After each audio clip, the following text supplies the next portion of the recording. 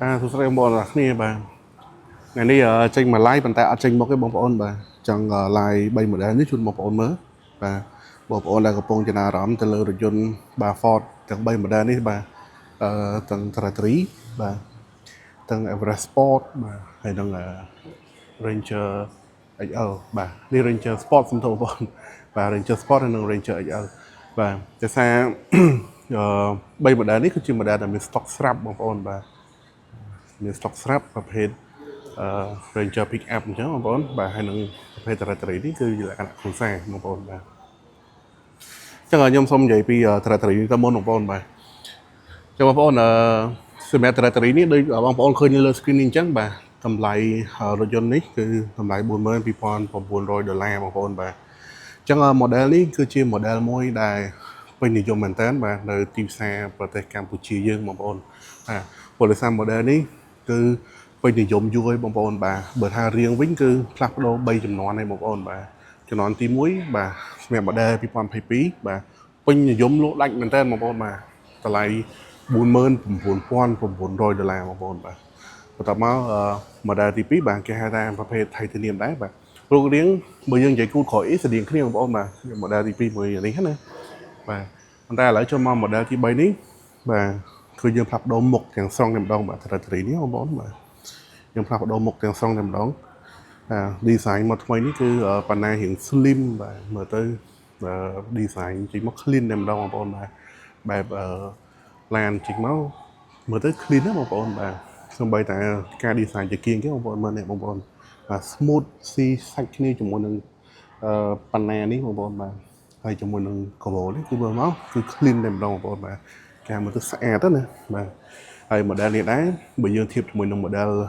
2025 24X គឺ model ចាស់អត់តដូរមុខនេះតែវាខុសគ្នាទៅលើ model ចាស់ដូចជាចង្គៀងខាងមុខនេះបងប្អូនបាទយើងចង្គៀងនេះ daytime running light មកថ្មីបងប្អូនបាទ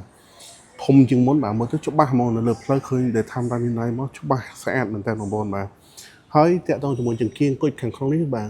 រហូតដល់ទៅបាទ7គ្រាប់បងប្អូនបាទខាងក្នុងនេះណាខ្ញុំបងប្អូនមើលទៅមានចង្គៀងទូចតែម្ដងក្នុងមើលទៅច្បាស់បងប្អូនបាទភ្លើងច្បាស់មែនតើហើយយើងឡាយជាមួយនឹងបណ្ណាខាងមុខនេះបាទឡាយពណ៌ក្រមេបងប្អូនមើលទៅរំលេចស្អាតបងប្អូនបាទ logo ថ្មីបងប្អូនអត់តែ26 logo ពណ៌សដិតអញ្ចឹងហើយបងប្អូនបាទការ design ការនេះគឺស៊ីគ្នាជាមួយនឹងចង្គៀងតែម្ដងបាទហើយ model ថ្មីនេះជា design យ៉ាន់ថ្មីដូចគ្នា copy model ចាស់ចឹងបងប្អូនឃើញតាយ៉ាន់នេះគឺ26បងប្អូនបាទ model 26ហើយរថយន្តនេះគឺរថយន្តប្រភេទ Territory Titanium X បងប្អូនបាទចឹងគឺប្រភេទ full option ហើយបងប្អូនបាទមានកាមេរ៉ា360បាទមានប្រព័ន្ធចក្រឡងផ្លូវប្រព័ន្ធតាម Frame Auto បាទបងប្អូនបាទផ្ដល់សញ្ញាឧបសគ្គនេះគឺមានបញ្ចប់ទាំងអស់បងប្អូនបាទចាំបងប្អូនមើលស្អាតបងប្អូនបាទបងប្អូនមានអីឆ្លាញ់ comment បានបងប្អូនបាទចង់សួរព័ត៌មានផ្សេងៗបងប្អូនអាច comment បានបាទខ្ញុំឈើតែឆ្លើយតប comment បងប្អូនភ្លាមៗតែម្ដងបងប្អូនបាទមើលមកជុំបងប្អូនឆ្លាញ់នេះប្រភេទខាងក្នុងបាទផ្នែក interior បងប្អូនបាទ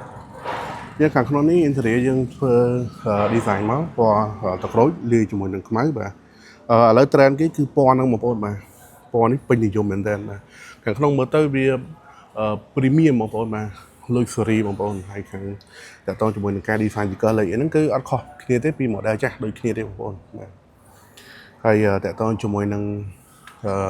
ប្រព័ន្ធ option អីផ្សេងៗហ្នឹងគឺដូចគ្នាដដែលបាទយើងនៅរក្សាដដែលអត់មានអីខុសគ្នាទេបាទហើយ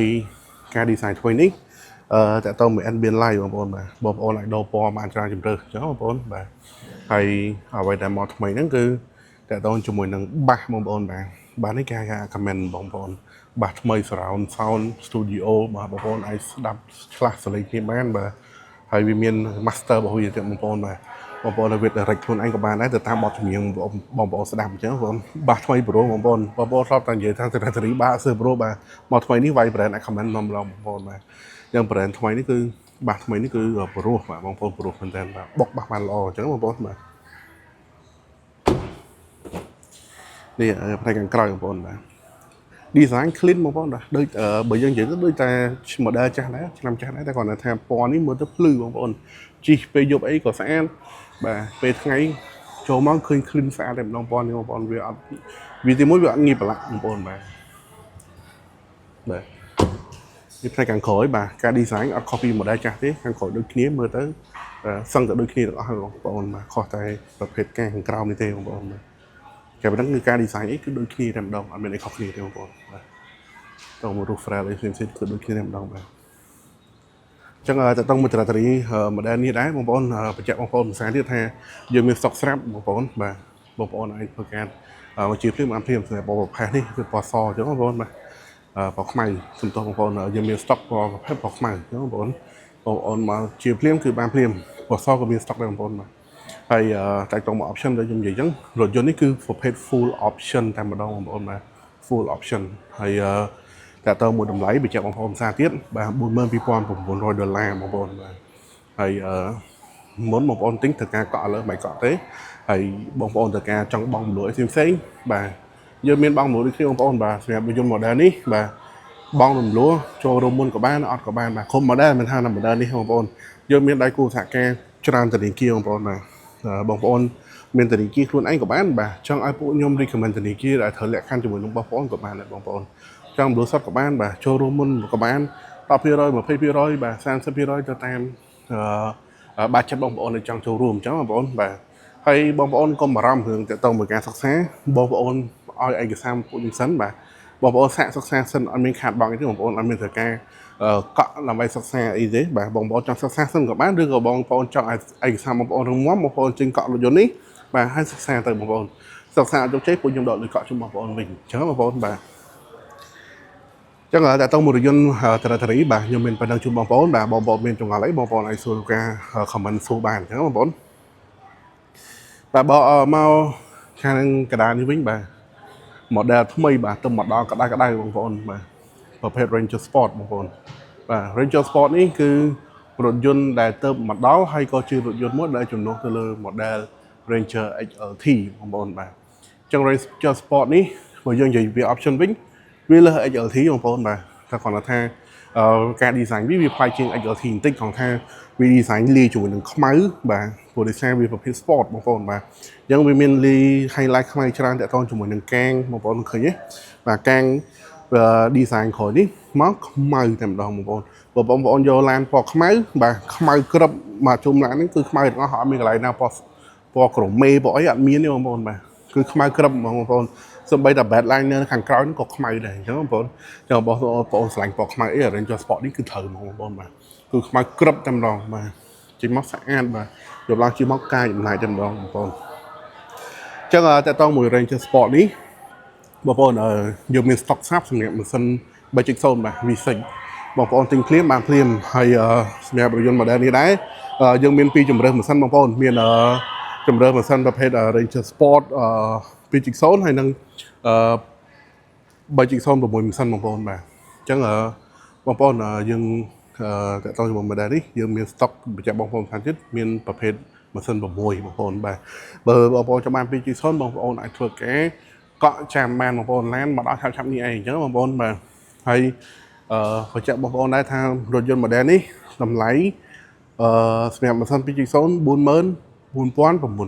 ប្អូនបាទហើយសម្រាប់ម៉ាស៊ីន 3.0 បាទដែលយើងមាន stock នេះតម្លៃវា$48,900បងប្អូនបាទអញ្ចឹង Ranger Sport នេះបងប្អូនចង់បានពីរម៉ាស៊ីនហ្នឹងមួយណាក៏បានដែរ 2.0 ក៏នៅតែមានបាទ 3.0 ម៉ាស៊ីនថ្មីក៏មានដែរបាទ V6 ម៉ាស៊ីន6នេះបងប្អូនបាទបងប្អូនហើយ Ranger Sport នេះខ្ញុំប្រាប់ការ design បងប្អូនបន្តិចបាទ design មកគឺតកតជាមួយ grill នេះបណ្ណានេះដោយ van truck ចឹងបងប្អូនព្រោះវាធំបងប្អូនឃើញចាធំបាទ air intake ចូលទៅក្នុងបាទខ្យល់ចូលទៅក្នុងកញ្ចែងត្រជាក់កញ្ចែងក្តៅនោះគឺវាចូលបានច្រើនបងប្អូនបាទហើយការ design ក៏ដោយ van truck អញ្ចឹងបណ្ណាណាប៉ុន្តែការ design ពណ៌គឺពណ៌ខ្មៅបងប្អូនបាទមកកាងក្រោមមកកាត់មុខនេះគឺពណ៌ខ្មៅទាំងអស់បងប្អូនឃើញទេបាទអញ្ចឹងវារំលេចមកមើលមកស្អាតបំណាច់បងប្អូនហើយជាគៀងបាទអត់ខុសពី Ranger XLT ទេបាទដូចគ្នា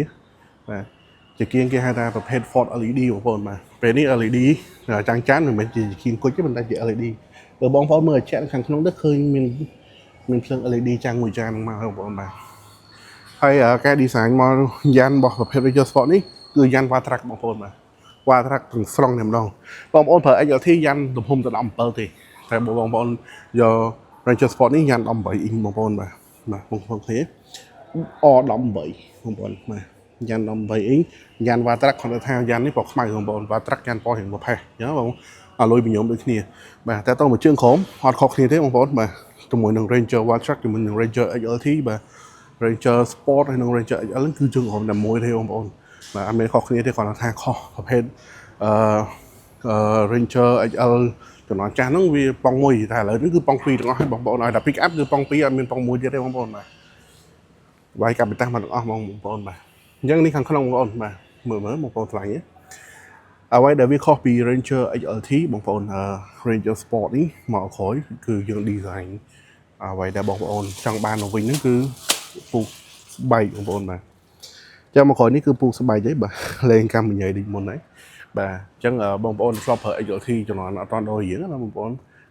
បាទ XLT ចេញមកបានពូកស្បែកបងប្អូនបាទដល់ពេលដូររៀងមកចេញមកបងប្អូនសង្កេតចិត្តថាឃើញពូកកម្មញ៉ៃអញ្ចឹងបងប្អូនបាទ XLT ដូចគ្នាមក update version ថ្មីចេញកម្មញ៉ៃអញ្ចឹងឥឡូវនេះយកកុំឲ្យបងប្អូនខកចិត្តវាយស្បែកមកតែម្ដងបងប្អូនបាទអញ្ចឹងខាងក្នុងគឺពូកស្បែកបងប្អូនបាទ Ranger Sport ទាំង Ranger Sport 2.0 និង 3.0 គឺខាងក្នុងខាងក្រៅគឺដូចគ្នាដែរបងប្អូន design តែមួយគាត់តែម៉ាស៊ីននេះប្រាប់បញ្ជាក់បងប្អូនគាត់តែម៉ាស៊ីនហើយនឹងចង្កឹះលេខនេះបងប្អូនបាទគាត់តែពីរហ្នឹងនេះក្រៅពីហ្នឹងដូចគ្នាទាំងអស់បងប្អូនហើយគាត់ថាកាពីតេស3.0 គឺមាន 4A ទេបងប្អូនបាទ 4 auto ទេហើយបើសិនជា 2.0 អត់មានទេបងប្អូនមានតែ 2X 4X ហើយនិង 4L ទេបងប្អូនណាអញ្ចឹងបងប្អូនដែលឆ្លាញ់ប្រភេទ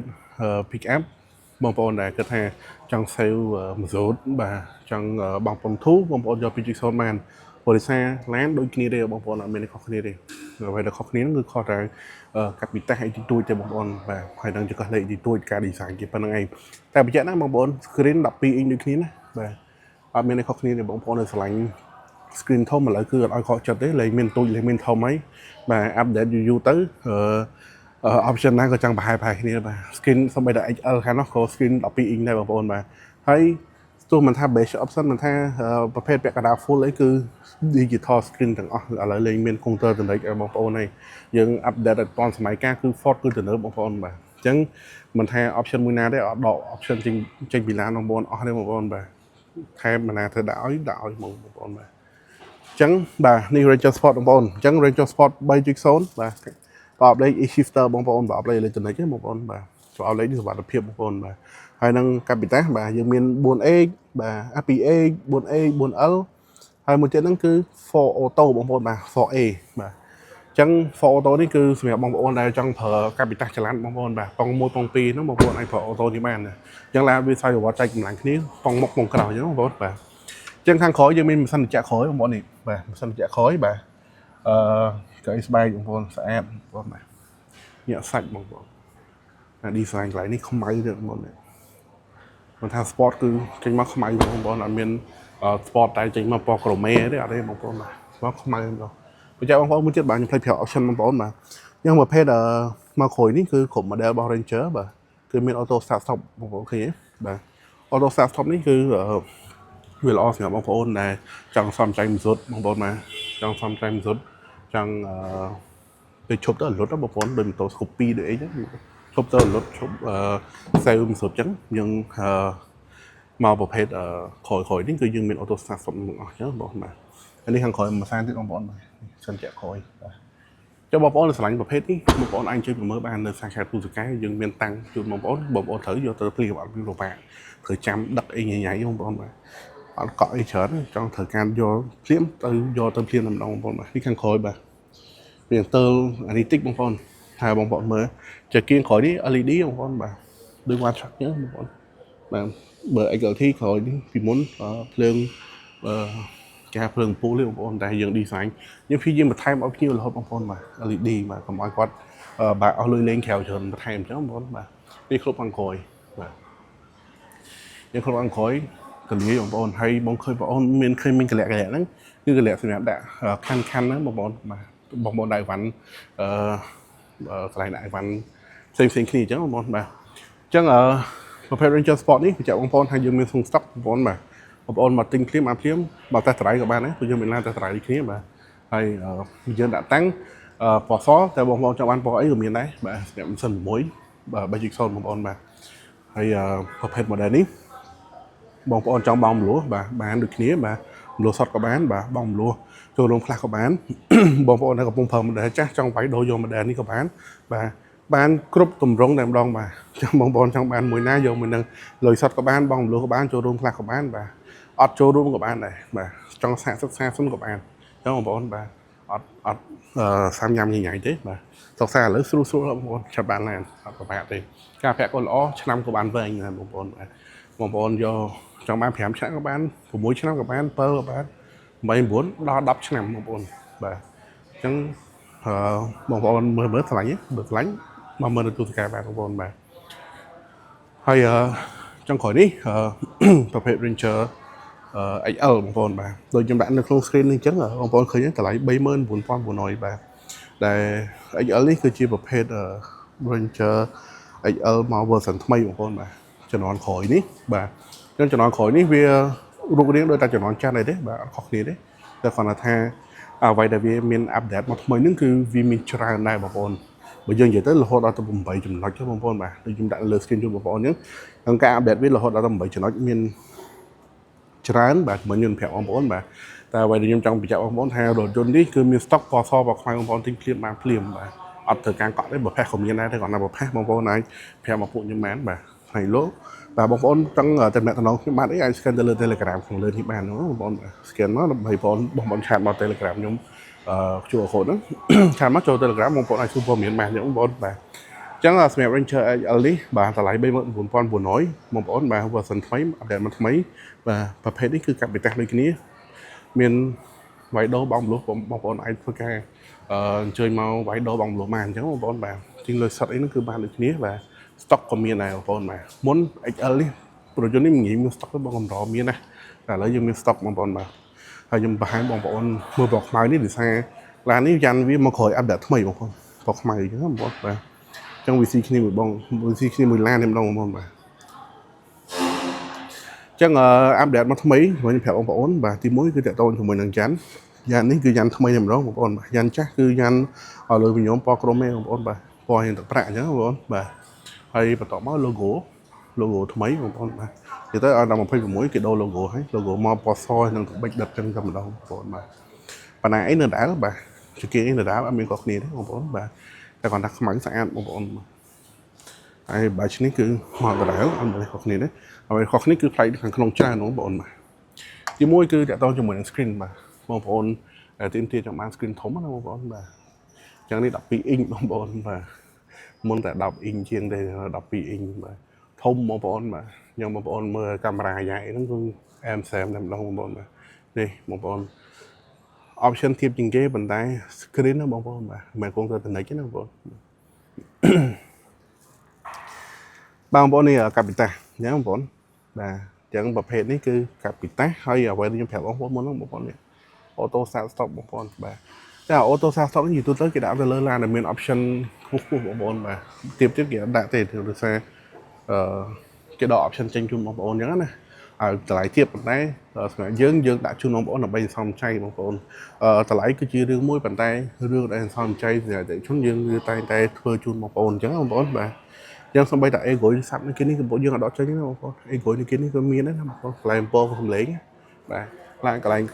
ក្រុមហ៊ុនផ្សេងគេដកចេញបងប្អូនបាទព្រោះដោយសារទៅតាម option ឡានអញ្ចឹងបងប្អូនបាទអញ្ចឹងប្រភេទ Ranger XL យើងអាប់ដេតមកថ្មីបាទគឺមានបងប្អូនបាទដៃកូដនេះលែងប្រហោងទៀតហើយបងប្អូនបាទគឺមានតកតងជាមួយនឹង limit speed បាទ cruise control បងប្អូនបាទអញ្ចឹងបងប្អូនឯងចង់បានបើកបោផ្លូវលឿនលឿនហត់ថេ80 100ថេអញ្ចឹងបងប្អូនចូលជន់ហ្គាបងប្អូន set តែ limit speed នេះគឺវាហត់ថេតែម្ដងបងប្អូនបាទតែ limit speed នេះគឺបងប្អូនកំណត់គង់ត60បងប្អូនជន់ដល់60ទៅវាលែងឡើងឯងមកបលិសចាប់អញ្ចឹងបងប្អូនតែនេះគេហៅ cruise control បងប្អូនបងប្អូនចុចមកពងហត់80ចុចប៉ក់មកដកជើងមករុញឡើងលើមួយមកហត់80ថេបងប្អូនបាទចង់100ជន់រុញឡើងលើចេះមកឡើង100ថេអញ្ចឹងបងប្អូនបាទចង់បិទវិញចុចបិទក៏បានចង់ជន់ប្រាំងផ្ដាច់ក៏បានដែរបងប្អូនបាទស្រួលអត់ពិបាកប្រើទេបងប្អូនបាទអត់មានត្រូវការកាច់អីញ៉ៃអត់ទេបងប្អូនចុចយកហ្មងបងប្អូនបាទហើ ហើយនេះ Ranger XL បាទចង្កេះលេខយើងប្រើចង្កេះលេខខ្ពស់បងប្អូនបាទចង្កេះលេខខ្ពស់នេះដូច watch ដូចអីដែរបាទបញ្ជាក់បងប្អូនណាបងប្អូន XL នេះអាប់ដេតមកថ្មីគឺមានកាមេរ៉ាក្រោយមានអីណាបងប្អូនបាទអញ្ចឹងអ្វីដែលអាប់ដេតមកថ្មីទៀតនោះគឺសញ្ញៈក្រោយបងប្អូនបាទបងប្អូនធ្លាប់ប្រើ XL ជំនាន់ចាស់ហើយអត់មានសញ្ញៈក្រោយពិបាកប្រើអញ្ចឹងបងប្អូនបាទអញ្ចឹង Ranger XL ជំនាន់ថ្មីនេះបាទសម្រាប់បងប្អូនដែលកំពុងពិចារណាបងប្អូនពិចារណាបានធ្វើ option មកចង់គ្រប់អស់ហើយបងប្អូនបាទចង់ប្រហែល XL3 ជំនាន់មុនណាបងប្អូនបាទអញ្ចឹងល្អមែនតើបងប្អូនបាទតែបងប្អូនដែលកំពុងពិចារណាតម្លៃធំក្រោម 30000 ក្រោម 40000 បាទ 39900 តម្លៃឡាននេះគឺល្អសម្រាប់ pick up អញ្ចឹងបងប្អូនបាទហើយពីបងប្អូនខាងក្រោយបាទទម្ងន់ដឹកទម្ងន់ទុកអត់ខុសគ្នាពី Ranger Sport Ranger Watch Truck ទេណាបងប្អូនដូចគ្នាបងប្អូនបាទ1500គីឡូបងប្អូន maximum បូកទៅអ្នកអង្គុយទៀតណា1500គីឡូហ្នឹងណាតែបើយើងនិយាយ payload ហ្មងបងប្អូនអត់ដោកអ្នកអង្គុយ1054គីឡូបងប្អូនបាទនិយាយស្រួលស្ដាប់ហ្មងគឺដឹកបាន1000គីឡូបាទនេះមិនសុទ្ធបងប្អូនដកចេញទៅយើងបិទតែមិនសុទ្ធហើយបងប្អូនហើយហ្មងបងប្អូនបាទយ៉ាងថ្មីបាទនេះឆ្លងចោលខាងក្រោយបាទហើយយើងអាប់ដេតខាងក្រោយនេះមានកាមេរ៉ាក្រោយបងប្អូនបាទកាមេរ៉ាក្រោយមានកាមេរ៉ាយ៉ែអញ្ចឹង Ranger XL នេះលែងដូចមុនទេបងប្អូនបាទអាប់ដេតមកច្រើនបងប្អូនបាទហើយក៏បញ្ជាក់បងប្អូនមួយខាងទៀតដែរថាមាន stock ស្រាប់ទីងគ្លីមបាផ្លេតអត់ចាំយូរទេបងប្អូនបាទម៉ាស៊ីន 2.0 ប្រភេទ turbo បងប្អូនមួយនេះអញ្ចឹងបងប្អូននៅពិចារណារថយន្តមួយនេះបងប្អូនអាចជួយមកមើលបាននៅសាខាទួលសង្កែបាទពួកខ្ញុំមានផ្នែកលក់ដល់ទៅ8នាក់ចាំប្រឹក្សាព័ត៌មានជូនបងប្អូនបាទថាបងមលំថាបងប្អូនចង់សួរព័ត៌មានតើតរថយន្តបាទច្បាស់តែម្ដងបងប្អូនបាទបងប្អូនចង់សួរអីសួរបានបាទម៉ាស៊ីន option បាទផ្សេងៗគឺសួរបានទាំងអស់បងប្អូនបាទពួកយើងនឹងធ្វើការឆ្លើយជូនបងប្អូនបានគ្រប់សំណួរតែម្ដងបងប្អូនបាទបងប្អូនឆ្ងល់អីមកទួលសង្កែបងប្អូនបាទចឹងតើតើមកការតំណងបងប្អូនអាចធ្វើការតំណងទៅលេខទូរស័ព្ទ hotline របស់ខាងពួកយើងក៏បានដែរដាក់នៅក្នុង page នេះឬក៏បងប្អូនអាចធ្វើការតំណងមកខ្ញុំបានតាមរយៈ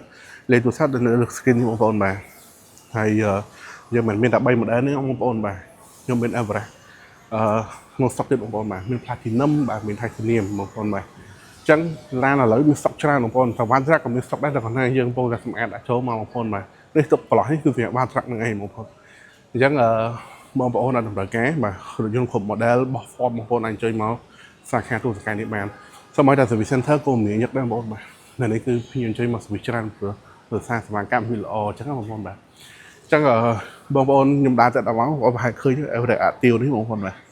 អញ្ចឹង model នេះគឺយើងអត់តមកដល់ទេបងប្អូនយើងធ្វើការកក់អញ្ចឹងបងប្អូនតែបញ្ជាក់បងប្អូនថាបងប្អូនកក់តម្លៃ49900នេះបងប្អូនចំណេញមហាចំណេញបងប្អូនបាទព្រោះតើ IF ប្រហែលដែរវិញតម្លៃប៉ុណ្ណឹងបងប្អូនយើងនិយាយទៅប្រហែលតែតារីណាបងប្អូនបាទអញ្ចឹង Everest តម្លៃមានតែ50000ឡើងបងប្អូនបាទខំ50000អត់មានទេបងប្អូនបាទ option on ប៉ុណ្ណាក៏នៅ50000ឡើងដែរអញ្ចឹងបងប្អូនតែទោះតែហេតុអីបាន Everest តម្លៃ49900បាទអត់មាន option on ទេបងប្អូនបាទបងប្អូនមើលនេះស្បីតែជាគៀងក៏ LED ដែរបាទមិនជាគៀង6មាន់ទេណាបងប្អូនបាទអញ្ចឹងដោយសារយើងចង់បានទីផ្សារ Everest បាទមកដល់ថ្មីនេះបងប្អូនបាទអញ្ចឹងបងប្អូនបញ្ជាក់បងប្អូនតែមួយគឺកក់ក្នុងតម្លៃនេះគឺតម្លៃល្អបំផុតបងប្អូនបាទយើងអត់ដឹងថាតម្លៃវាអាចប្រែប្រួលឡើងលើហ្នឹងក៏យើងអត់ដឹងដែរព្រោះដោយសារតម្លៃនេះយើងលក់អត់ច្រើនទេតែបងប្អូនអញ្ចឹងបងប្អូនបាទអញ្ចឹង Everest មកក្រោយបងប្អូនណាម៉ាស៊ីន 2.0 ប្រភេទ turbo បាទកៅអី3ជួរបាទຂະຫນាតគឺដូច Everest Titanium Everest Platinum ដែរបងប្អូនអរគុណទេបាទ screen 12 inch បងប្អូន screen ធំដូចខ្ញុំបញ្ជាក់បងប្អូនអញ្ចឹងគឺលេងមាន screen ទូចហើយបាទកាមេរ៉ាមើលក្រោយបាទអត់ដកចេញទេបាទតម្លៃប៉ុណ្ណឹងមែនតែមានកាមេរ៉ាមើលក្រោយមានប្រព័ន្ធសិល្បៈផ្ដោតសញ្ញាឧបសគ្គទៀតបងប្អូនបាទបងប្អូនគាត់មើល option ប៉ុណ្នេះ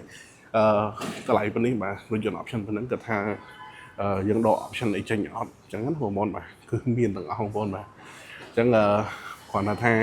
វាខុសទៅលើការ design ជិតអីយ៉ាងនេះថា18 inch ទេបងប្អូនហើយជាគៀង LED បាទដូច Ranger Everest Sport ដែរបងប្អូនបាទតែបញ្ជាក់បងប្អូនណាបងប្អូនបាទពេញខ្នាតដូចគ្នាបងប្អូនបាទដោយប្រភេទ Everest Platinum នេះអញ្ចឹងបាទធំដូចគ្នាបងប្អូនមើលនេះប៉ុណ្ណាក៏នោះមកប៉ុណ្ណឹងបងប្អូនវាខុសតែយ៉ាងនេះបងប្អូនបាទគាត់ថាទំហំឡានគឺប៉ុណ្្នឹងគ្នាអត់ខុសគ្នាបងប្អូនបាទនេះ Everest Platinum បងប្អូនបាទតែគាត់ថា option ឲ្យច្បាស់ហ្មងគឺពួកខ្ញុំមានតែចាំឡានមកដល់ឲ្យបងប្អូនទៅមើលហ្មងអញ្ចឹងបងប្អូនបាទតែបើបងប្អូនចង់បានលឿនបាទធ្វើការកក់ពីឥឡូវទៅបាទអញ្ចឹងប្រភេទ Ranger សំដៅប្រភេទ Everest ទៀតបងប្អូនបាទអញ្ចឹងខ្ញុំ live ជាងយូរដែរហើយបាទ ចឹងថ្ងៃនេះចង់បញ្ចប់វីដេអូធំប៉ុណ្ណឹងបងប្អូនមានចំណារអារម្មណ៍ទៅលើរថយន្ត Ford គ្រប់ model បាទបងប្អូនអាចជួយមកខាងទូទាំងនេះបានបាទបងប្អូនយ៉ាងបងប្អូនជិះមកពីបន្ទលប់ទូកក់បាត់តាមទន្លេ Kiwuri ប្រហែលពី100 ម៉ែត្របាននៅខាងឆ្វេងដៃបងប្អូនបាទយ៉ាងបងប្អូនផុតតាគេ Sky3 ខ្ពស់ជាងមួយមក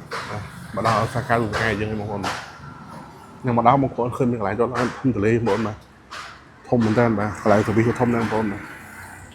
បងប្អូនមកដល់ចូលខាងក្នុងពួកខ្ញុំខៃនឹងកូនចាំបងប្អូននេះបងប្អូនបាទអញ្ចឹងបើសិនជាបងប្អូនមានចំណារអារម្មណ៍បាទអាចជួយធ្វើការតំណមកសួររកទីតាំងក៏បានបាទឆាតមកតាម Telegram នៅក្នុង screen នេះក៏បានក៏ដូចជាបាទតំណមកលេខទូរស័ព្ទខ្លាំងពួកខ្ញុំក៏បានដែរបាទអញ្ចឹងខ្ញុំបាទរាវិទ្យសូមអរគុណសូមគោរពលាសូមប៉ុណ្ណេះបងប្អូនបាទ